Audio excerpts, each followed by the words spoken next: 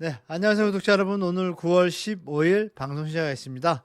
어제 그제 좀 비가 좀 많이 왔었는데요. 이제 가을이 될 것 같습니다.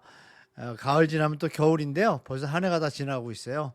올 한 해 부동산 때문에 정말 변동성이 심했는데 새 정부가 들어오고 대책을 발표했는데 627은 괜찮았는데 그 다음 대책이 좀 뜨뜻미지근합니다. 단 추가적으로 이재명 대통령이 100일 기자회견에서 말했듯이 추가적인 대책들이 과연 끊임없이 나올지 제가 개인적으로 예측할 때는 일단 한두 개씩은 나올 것 같습니다. 그런 내용들을 오늘 말씀드리고 시장 상황에 대해서 조금 정리하고 여러분들이 시장에 대응하시는 데 도움이 되도록 말씀드리겠습니다. 추가적으로 무료 강연 세미나 공지 드렸었죠. 많이 참석해 주기 바랍니다. 이따가 또 다시 한번 말씀드릴게요. 자, 하나씩 보도록 하겠습니다, 여러분. 자, 제가 제목을 이렇게 썼습니다. 사이드 부동산 대책 9월 15일 오늘 방송인데요. 나올 것, 제 예측입니다. 이런 추가 대책이 혹시 나온다라면 여러분들이 시장을 충분히 좀 체크해 보고 시장에 대응하시면 좋을 것 같아요. 아시겠지만 저번 주에 말씀드린 것처럼 시장에 냉철한 판단이 필요할 때입니다. 정말 미친 서울 주택 가격이 지방은 뭐 여전히 보합을 유지하고 있고요. 주택 가격이 서울 수도권으로 확장되는 것 같다가 일단 스톱이 됐습니다. 부동산 연착륙에 대해서 대통령이 얘기를 했고 실수자 중심 정책, 전세 갭 투자 막겠다는 의지를 표현을 했습니다. 중요한 건 이제 실무진들이죠. 실무진들이 똑바로 하는지 안 하는지는 지켜봐야 되겠지만 제가 볼 때 대통령이 그런 뜻을 갖고 있으니까 그리고 끊임없이 추가 대책을 발표하겠다는 의사를 던졌어요. 이런 것들이 과연 하나 둘씩 어떻게 될지 지켜보도록 할게요. 우리 오늘은 이제 예측할 게 좀 있습니다. 내일 이런 일이 있습니다. 보시는 바와 같이 하나씩 손을 들으면 2억 원이라는 분 뭐 취임한다 얘기 들으셨죠? 금융위원장에 그 얘기를 생각해 보시면 조금 추가 설명 들으면 이해되실 겁니다. 그리고 우리가 글로벌 상황도 좀 봐야 될 것 같은데 오늘 글로벌 상황 오랜만에 좀 말씀드리도록 하겠습니다. 자, 그러면 이제 실수요자 중심으로 정책 간다. 한두 번으로 안 끝나겠다. 끊임없이 하겠다. 전세 대출 갭 투자 완전히 막을 것. 이렇게 다 얘기했어요. 젊은이들에게 박탈감을 준다. 부동산 연착륙이란 단어를 조금 농도가 약하게 얘기를 했어요. 단어를 던졌는데 이거는 이제 여론이나 이런 것들을 지켜보겠죠. 그래서 우리 구독자 여러분들과 함께 강력하게 정부에 똑바로 하라고 얘기를 해야 될 것 같습니다. 자, 모두가 예측하던 대책은 나올까? 과연 추가 대책이 한번 생각해 볼 필요가 있죠. 2억 원 금융위원장 취임 내일 합니다. 오늘 아침이죠. 이제 오늘 합니다. 오후에 취임식 하는데요. 이 배드뱅크 서민금융안정기금 뭐 이래서 부동산하고 무슨 관련이 있겠냐 하겠지만 있습니다. 왜냐하면 이미 그 전에 6.27 대책 때 어떤 내용들이 있었습니다. 그리고 금융위원장의 그 사무총장인 분 있죠. 그분이 또 워딩을 했고 이런 여러 것들을 볼 때 15일 오늘 이제 취임을 하는데 2억 원 취임하는데 이거를 2억 원 주택가격 인하 이랬으면 좋겠어요. 개인적으로. 그런 의식을 갖고 할지 안 할지 관상학적으로는 제가 뭐 말씀드리긴 뭐하지만 하면 똑부러지게 할 것 같고 아니면 조금 모르겠습니다. 잘하시라고 믿고 일단 5가지가 있습니다. 이 중요한 부분인데요. 이미 이제 설정된 내용이에요. 내용이고 우리 국정기획위원회라고 있었지 않습니까? 거기서 이제 많이 정리해가지고 이렇게 나왔는데 첨단 산업 투자 확대 여기 중요한 말입니다. 생산적 금융 활성화 이게 제일 중요합니다. 우리 지금 생산적이라는 건 뭐예요? 기업의 금융이 지원이 유동성이 확실히 되면 생산이 일어나는데 부동산의 대출을 일으켜서 생산이 일어납니까? 안 일어나잖아요. 매몰되죠. 부채만 늘어나고 이 단어가 제일 중요합니다. 그리고 소상공인 지원 등 상생금융 강화 뭐 배드뱅크 이런 거 있었잖아요. 금융소비자 보호 철저 방안을 당부하고 메시지를 전달할 거 이렇게 벌써 예측이 돼 있어요. 신문에 보시면 오늘 출근하시다 보시면 요 14일 기사예요. 보시면 나올 겁니다. 그리고 금융지주회사들 회장들 기업 투자 늘리기 위해 자본 규제 완화 필요성 건의 뭐 이거 코코본드 이런 거 얘기하는데 이건 두 번째고요. 중요한 건 기업에 투입이 된다 이거예요. 돈이. 그러면 부동산으로 가는 거는 막을 수 있을까요? 유동성이 늘어나면 부동산으로 넘어가는 게 순차적으로 이루어지게 되는데 이것을 과연 어떻게 잘 정부가 잘 이 옵티마이징 해가지고 갈지 지켜보도록 해야겠습니다. 자, 그러면 우리가 어떻게 예측할 수 있냐면 6.27 대책 때 나왔던 그 내용 중에서 현재 이런 내용을 좀 말씀드릴게요. 위험 가중치라는 게 있어요. 그러니까 우리가 대출을 할 때 좀 위험한 곳에서는 자기 자본 비율이라고 아시죠? 대출을 하고 나서 최소한의 위험에 대비하기 위해서 이 자본 비율 BIS를 맞춰야 되는데 보통 8% 맞추죠. 근데 이 부분이 만약에 대출을 1억을 했는데 1억에 대해서 8% 맞춰야 되는데 이거를 1억 1,500이라고 하자면 어떻게 되겠어요? 자본 비축률이 더 높아지잖아요. 그럼 대출액이 준다는 얘기죠. 대출 긴축 효과가 있습니다.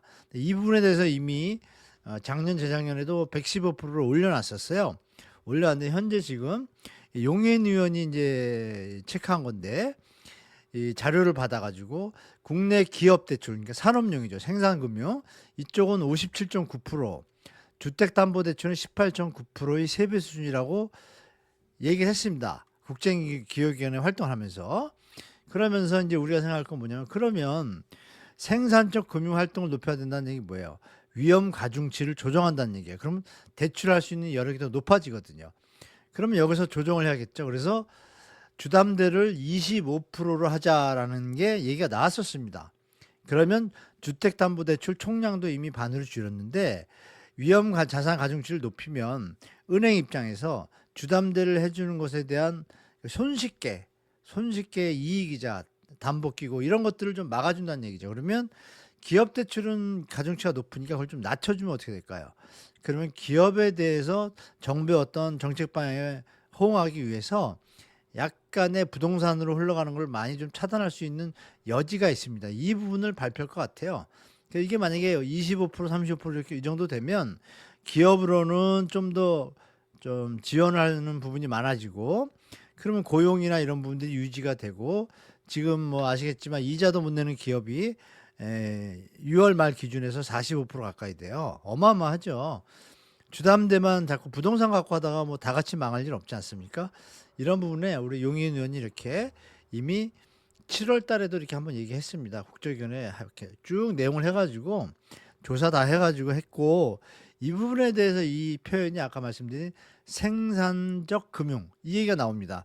그 대통령이 자꾸 얘기를 하시죠. 그러면 금융위원장이 발표할 수 있는 가능성이 높겠죠?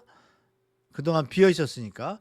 그 상한선 이 RWA라고 하는데요. 위험 가중 자산 국내은행의 15% 수준. 그래서 이 25%인 스웨덴 시민 사례를 벤치마킹하는 방안을 검토 중이라고 이미 나왔었어요. 그러면 이것이 최소 20%나 25% 정말 심할 땐 30%도 갈 수 있다는 얘기입니다. 10억을 빌릴 때 15% 가중치 11.5억이고 이걸 대출 산정하면 전체 대출 여력이 감소해요. 이 얘기는 뭐냐면 대출 심사가 강화된다는 얘기고 그러면 당연히 부동산의 수요가 감소하는 효과가 있습니다. 그러면 이 펌핑되는 가격을 좀 안정되는 효과가 분명히 있다라고 보시겠습니다. 그러면 금융위는 이미 6.27 대책 때 가계부채 대책을 발표할 때 부동산 시장이 불안이 이어질 경우 더 센 대책을 바로 즉시 내놓겠다고 했습니다. 이렇게 썼습니다. 6.27 대책 발표 시에 대출 동향들을 철저하게 모니터링하여 필요시 규제지역 LTV 추가 강화 97 대책 때 살짝 넣는데 이건 말장난이었고 비규제 지역도 LTV 추가 강화가 들어가야겠죠. 이 부분은 이제 강력하게 좀 비판하고 얘기해야 될 것 같고 DSR 적용 대상 확대, 전세 대출, 정책 대출 등 이미 이제 준비가 돼 있다는 얘기예요. 거시건전성 규제 정비 등 준비되어 있습니다. 추가적인 조치를 즉각 시행해 나가겠다. 그러면 요게 나올 가능성이 있는데 주택 가격이 이걸 또 활용해 가지고 주택 가격을 시장 세력들이 뭐 가짜 거래나 허위 거래 이런 것들을 살짝 다운이 시킬 수가 있어요. 여기에 이제 놀아나면 안 되겠죠. 정부가 선제적으로 대응을 해야 되는데 이 부분은 아주 불만입니다. 그냥 하면 되죠. 그게 이제 미리 선제적으로 하는 것이 효과가 있는 거 아니겠습니까? 다 터지고 나서 하면 그게 정상적인 어떤 다 알고 있다는 얘기잖아요. 몇 번 말씀드렸지만 금융위원회 기재부 이쪽 다 알고 있습니다. 여기에 부동산 카르텔들이 숨어 있어요. 제가 볼 때 이 부분을 우리 대통령이나 중간에 계신 그 실무진들이 강력하게 국가의 미래를 위해서 계속 건의했으면 좋겠다는 말씀드리고 배드뱅크 얘기 좀 하겠습니다. 배드뱅크가 저는 굿뱅크라고 생각합니다. 잘 아시겠지만 이 보시면 금융기관의 부실채권, 부동산에서 이제 NPL이라고 하는데요. 배드뱅크 운영계획 보시면 뭐 일부 레거시 미디어에서 뭐 이걸 가지고 뭐 예산이 어쩌고 떠드는데 그 의미 없습니다. 이게 근데 부동산에도 도움이 되고 경제는 도움이 될 것 같습니다. 부동산에 대한 도움이라는 건 극히 미미하지만 경제는 분명히 도움이 될 것 같습니다. 보시는 바와 같이 매입 대상이 7년 이상 5천만 원, 5천만 원인데 이걸 7년 동안 갚지 못하는 거예요. 이자만 계속 내고 못 내는 분도 계시겠죠. 자금 조달을 보시면 8천억이에요. 8천억. 8천억인데 근데 총 수혜는 얼마예요? 16조예요. 이게 어떻게 가능할까 생각하지만 여러분 16조에 5%면 얼마죠? 1%면 1600조고 5%면 5 1 5 6 38 8천억 이거 됩니다. 이게 무슨 얘기냐면 이 신용채권이나 이런 대출채권에 대해서 보통 이 부실채권으로 매각을 할 때는 신용에 대해서는 5%에서 10%의 매각을 합니다. 추심 회사들한테. 그러면 그거를 정부가 과감하게 이 채무탕감을 해줬을 때 이분들의 경제활동이 살아나면 경제 주체들이 113만 명이니까 가족 있는 분도 계시겠죠? 경제적으로 상당히 효과가 있습니다. 제가 볼 때. 그래서 좋은 겁니다. 제가 볼 때. 굿뱅크입니다. 이거는 해외에서 이미 많이 했었고 그런데 일부 레거시 미디어라 그럴까 이쪽에서 뭐 해외 연구 이래가지고 조금 나오는데 좀 저는 무시하고 싶습니다. 여기 보시면 고용 덴마크 보시면 이미 좋은 효과가 나왔다고 2019년, 24년 다 나왔어요. 나왔는데 전미경제연구소에서 똑같은 연구소예요. 2019년에 고용 2% 상승. 근데 여기는 학자금 대출. 이거하고 틀리잖아요. 지금 하는 건. 이걸 갖다 놓고 0.4% 감소. 이게 공부를 좀 더 할 수도 있겠죠. 대출 탕감하니까. 여러 요인이 있겠지만 그러면 이게 훨씬 높잖아요. 그 장점인 게. 그리고 파산 가구는 비탄 가구도 파산하지 않은 가구와 자산 격차 확대. 당연한 얘기죠. 그걸 뭐 새삼스럽게. 중요한 건 어때요? 자산이나 이런 것들이 다 좋아지고 경제 활동이 좋아지는 순 효과가 나타나니까 이걸 우리나라도 하겠다는 겁니다. 그래서 제가 볼 땐 좋다고 말씀드릴게요. 그래서 배드뱅크 이것도 좋은 정책이다라고 말씀드리고 그리고 이제 글로벌 상황 아시겠지만 미국이 이제 뭐 CPI하고 금리 인하한다는 얘기 많이 나오잖아요. 나오는데 여러분이 생각하실 게 금리가 인하한다는 얘기는 경제가 안 좋다는 얘기잖아요. 그렇죠? 뭐 경제 사이클 아시는 분 다 아시겠지만 금리 인하는 사실 기정사실했다는 얘기는 역으로 말하면 미국의 경제 침체가 일어날 수 있다는 얘기입니다. 그 금리 인하로 주식시장과 이쪽에서는 펌핑을 하지만 경제 침체가 왔을 때 이게 부드럽게 연착륙이면 그나마 버티지만 경착륙이 되면은 문제가 생긴다는 것도 아시고 시나리오에 좀 대비를 하셔야 될 것 같고요. 실업 청구가 4년 만에 최대. 그러면 예일대에서 엊그제 발표했어요. 관세율 90년 만에 최고다. 저소득층의 타격이다. 직격탄이다. 그리고 CEO 골드만삭스 이쪽에서도 경제에 우려된다. 그래서 스태그플레이션에 대한 우려가 스태그플레이션이 뭐예요, 여러분? 물가는 오르는데 고용이나 임금이 안 오르는 거예요. 고용 상태가 안 좋으니까. 일자리가 없다는 얘기잖아요. 실업률이 늘어난다는 것. 그리고 글로벌 금융위기 때 여러분이 아시지만 이때 서브프라임 아시죠? 신용 담보대출을 상환할 능력이 없는데도 대출해 줬어요. 이분들이 전체 주담대 중에 13%밖에 안 됐습니다. 그러면 현재 대한민국에 뭐 이 중에 전부가 다 박살난 건 아니잖아요. 처음에. 이 중에 반만 8% 기준이 있었습니다. 8%. 다다르면 이제 터지는 거라고 다 알고 뭐 빅쇼트라는 영화 보셨을 거예요. 이런 것들 빅쇼트 영화 한번 꼭 보십시오. 이제는 좀 보시면 도움이 되실 거예요. 넷플릭스에서 나오고 있거든요. 넷플릭스 아시죠? 거기 보면 빅쇼트 요즘 넷플릭스인가 쿠팡플레이인가 있는 것 같습니다. 거기 꼭 한번 보시기 권해드리고요. 그래서 이런 부분 때문에 우리도 사실 미국도 지금 자유롭지 않은 부분에 들어가고 있다는 거. 관세가 지금 들어갔으면 PPI가 지금 낮지만 생산자 물가지수라고 그러죠. 그게 낮지만 생산자 물가지수가 바로 오르는 게 아니잖아요. 이 부분도 우리가 유심히 봐야 돼요. 그러면 보통 3개월에서 6개월 뒤에 이제 인플레이션이 나옵니다. 그래서 4월부터 시작됐거든요. 7, 8월에 살짝 나오는 것 같다가 아직 안 나오고 있는데 좀 지켜봐야 될 것 같습니다. 금리 인하되면 더 일어나겠죠.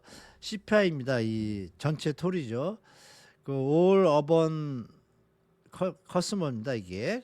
자, CPI 지수를 보시면 급격하게 오르고 있잖아요. 이걸 안 오른다고 할 수 없습니다. 더 넓게 보시면 이게 뭐 정상적인 선 같지만 예전하고 좀 비교를 해 볼게요, 여러분. 보시면 어때요, 이게? 1920년부터 봅니다. 자, 이때가 예전에 한번 말씀을 드렸지만 채권이 파생 상품화되고 이 CDO 부채담보부 증권 이런 것들을 라니에르라는 애가 만들면서 이게 돈이 신용창조가 엄청 일어나게 됩니다. 이게 급격하게 이렇게 가고 있어요. 돈 풀고 신용창조로 지금 버티고 있는 게 저는 현대 지금 자본주의의 리스크라고 저는 보고 있거든요. 여기 지금 급하게 오르고 있잖아요. 이저 여기서 보면 이렇게 보면 요 정도 여기 완화되고 여기도 또 이제 확대해서 보면 이런 패턴이겠죠. 그러니까 지금 분명히 급합니다. 급하게 많이 치고 올라갔죠. 코로나 이후에. 그러면 이거는 제가 볼 땐 경제 최소한 둔화가 좀 갈 것이든지 아니면 침체가 오거나 위기가 올 가능성도 있지만 금융 툴이 많이 생겨서 좀 버틸 것 같습니다. 스테이블 코인이 과연 잘 어떻게 될지 모르겠지만 자, 이 정도로 그러면 그 얘기는 뭐예요? 아, 경제 침체가 올 수도 있다. 그러면 오면 일시적으로 모든 자산 가격이 다운됩니다, 여러분. 그거를 대비해서 그게 세게 오면 어떻게 될까요? 지금 유럽은 지금 상태가 많이 안 좋습니다. 그게 어떻게 될지 아무도 모르지 않습니까? 그러나 경제 사이클상 한번 와야 되는 시점에 왔고 워런 버핏이 현금이 40% 가까이 지금 갖고 있잖아요. 왜 그럴까요? 이런 것도 한번 생각해 볼 필요가 있죠. 자, 그럼 부동산으로 돌아와서 자, 매물입니다. 이렇게 보시면 급격하게 지금 오세훈의 그 토지거래 허가발 주택가격 상승을 해서 전체 매물이 줄고 매매 매물이 노란색인데요. 매매 매물이 어때요, 여러분? 급격하게 줄었습니다. 이때 많이 거래가 되고 거래도 많이 되고 근데 지금은 다릅니다. 6월 27일 이후에 매물이 늘어나고 있고 전세 물건은 줄고 있습니다. 월세는 그대로고 여기서 중요한 건 여기 다시 한번 볼까요? 2022년을 한번 더듬어 볼게요. 전세 물건은 주는데 매물이 늘어난다. 이때 어땠어요? 주택 가격. 되게 중요합니다. 중요한 건 이제 매매 물건이 팔리다 안 팔리는 시점에 오면 전세로 돌립니다. 이건 나중에 또 한번 설명드릴게요. 되게 중요한 포인트인데요. 이 선이 조금만 연장되잖아요. 그러면 다시 한번 조정 정확하게 온다라고 좀 말씀드리겠습니다. 조정이 안 오면 점점 더 버블은 쌓여가겠죠, 여러분. 전 그렇게 보고 있고. 자, 다음은 이제 서울 상황인데요. 630건 거래가 됐습니다.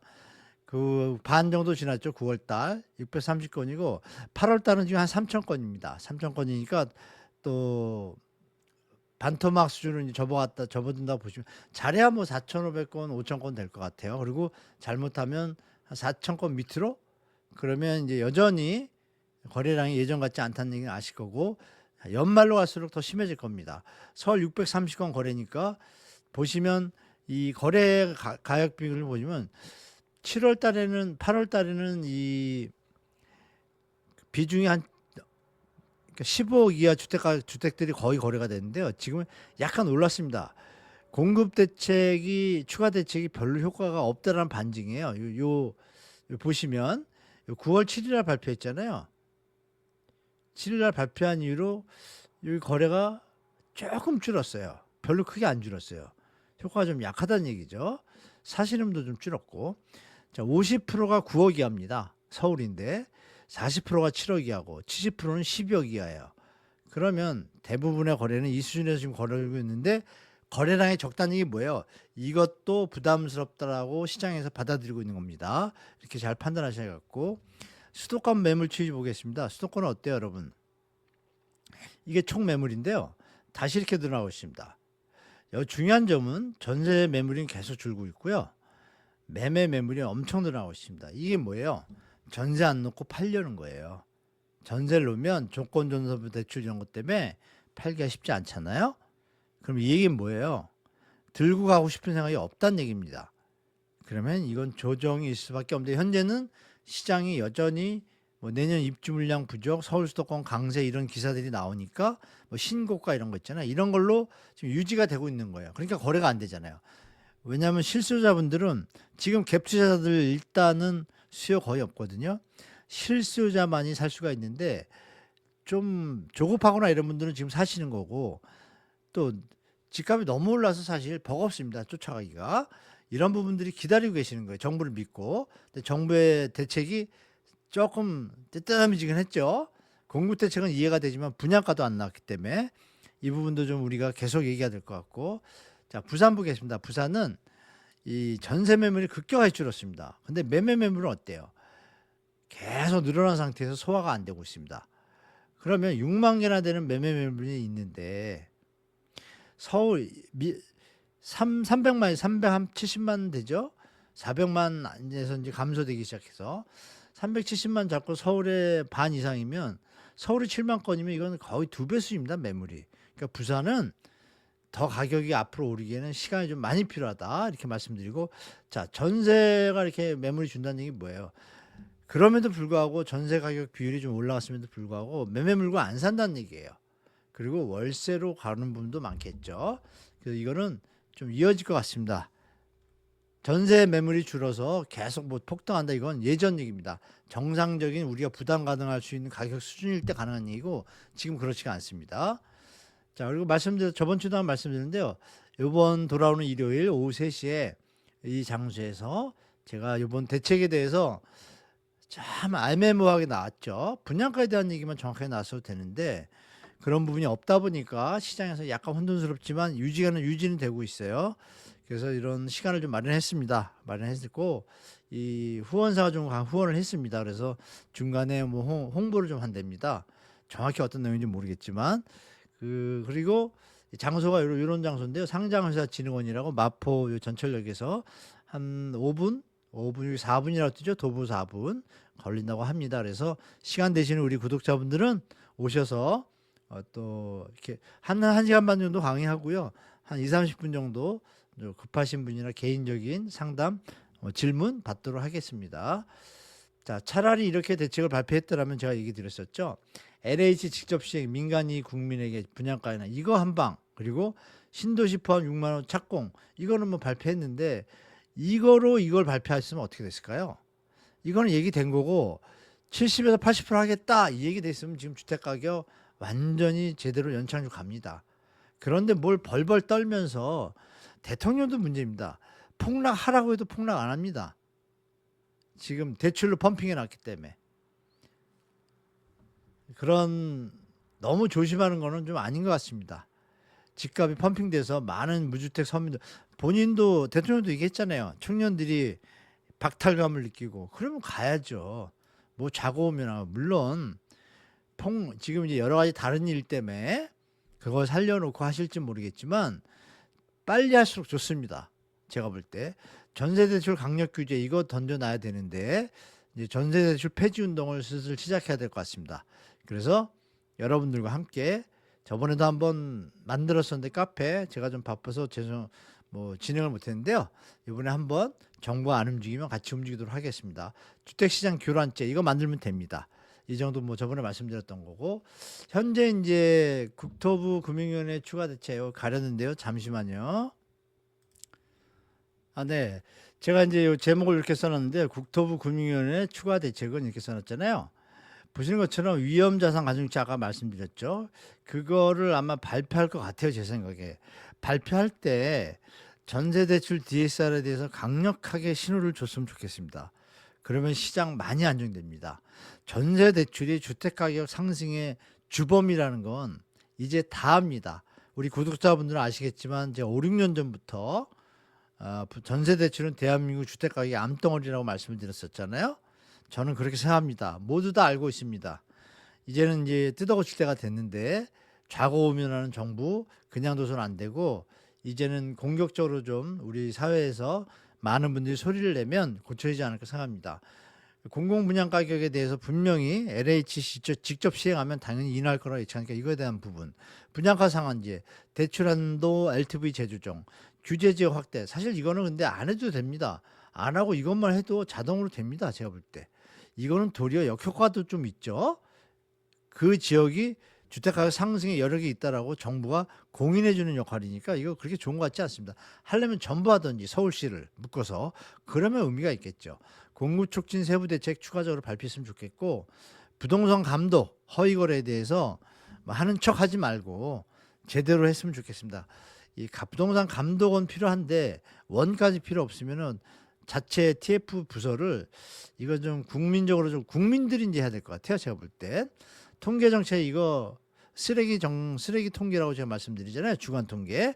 이 통계 고쳐야 된다라고 제가 여러 번 뭐 정부에 건의를 하는데 알고 있습니다. 정부도. 근데 변명도 변명 같지 않은 변명을 하면서 차일피일 미루고 있는데 이거 제가 이제 법적으로 한번 대처해 볼까 좀 생각 중입니다. 나중에 구독자분들한테 말씀드릴게요. 또 뜻을 같이 하는 분은 동참해 주시면 좋겠고요. 자, 그리고 현재 시장의 이제 금리입니다. 금리인데 여러분들 바쁘셔가지고 많이 못 보셨고 또 뭐 구독자 중에 이제 집 준비하시는 분들은 아시겠지만 금리가 뭐 꿈쩍 않습니다. 이렇게 4%, 5%대까지 합니다. 4.5, 4.7. 물론 이제 이건 좀 신용이 안 좋은 분들이고 대부분 분들은 이쪽에 계실 텐데요. 4% 초반입니다. 다. 물론 대륙을 보면 1000점에서 951점. 요 정도는 3.98, 뭐 4%라고 봐야겠죠. 4%의 금리가 유지가 되고 있다. 그러면 여기서 만약에 여러분들이 아신 것처럼 금리 인하가 아마 어쩌면 미국이 내리면 이제 하는 총재도 따라하려고 지금 대기 중인데 이 양반도 참 올릴 때 안 올리고 계속 이 거품을 갖다 만들고 있는데 자, 중요한 건 지금은 이제 걱정되나 봅니다. 주택시장 가격이. 이 부분에 대해서 정부가 이 위험 자산 가중치 그거를 시도하면 그나마 좀 가라앉겠지만 안 그러면 여지는 분명히 있겠다라는 게 제 개인적인 생각입니다. 여하튼 여러 가지 뭐 정부에 대해서 기대는 많지만 지금 똘똘하게 나온 것 같지는 않아서 좀 마음이 한쪽으로는 씁쓸합니다. 그러니까 저도 열심히 정부 그쪽 관계자들한테 좀 건의를 해서 좀 할 수 있도록 정신 차리고 대한민국의 미래가 주거의 안정이 미래입니다. 청년들이 희망이 없는 세상이 과연 무슨 발전을 하겠습니까? 저는 그렇게 생각하니까 우리 청년 여러분들도 주위에 좀 많이 여러분들이 이제 소리 내야 됩니다. 그럴 때가 됐습니다. 자, 그러면 오늘 방송 여기까지고요. 이번 한 주도 행복하게 지내시고 또 멘탈 관리 잘 하시고 행복한 한 주 되시기 바랍니다. 시청해주셔서 감사드리고요. 다음 영상 때 또 찾아뵙겠습니다. 시청해주셔서 감사합니다.